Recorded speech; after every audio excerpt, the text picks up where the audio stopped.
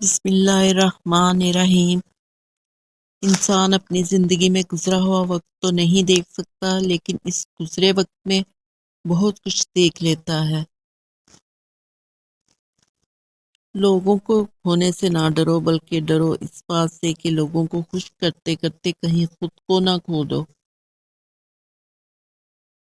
اگر تعلقات میں اچھائی کا بدلہ اچھائی سے ممکن نہ ہو تو پھر کچھ وقت کے لیے خاموشی اختیار کر لینی چاہیے۔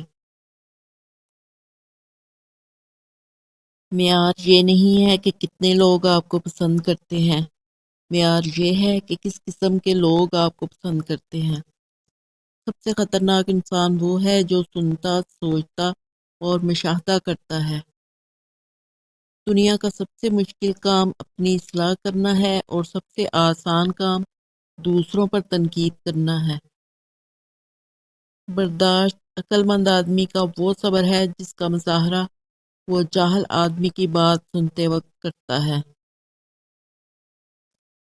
اگر آنے والی خوشی کی توقع فریب ہے تو آنے والے دکھ کا خوف بھی تو وہم ہو سکتا ہے۔ اچھا سوچنا ہمارے اختیار میں ہے تو برا سوچنا بھی ہمارے اختیار میں ہے۔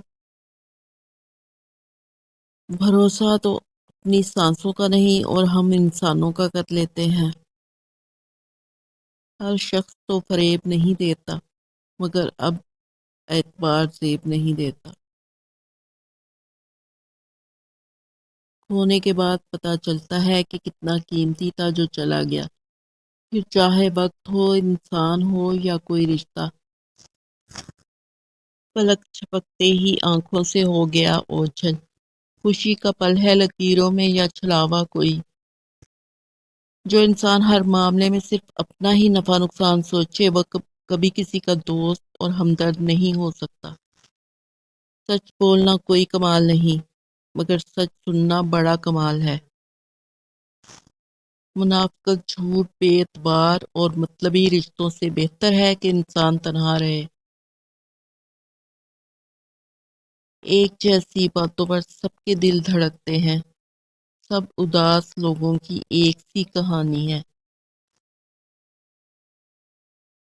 کبھی کبھی انسان اپنی زندگی میں نہ چاہتے ہوئے بھی ایک ایسے مقام پر آ کھڑا ہوتا ہے جہاں وہ اپنا درد سوائے اللہ کے کسی کو نہیں بتا سکتا۔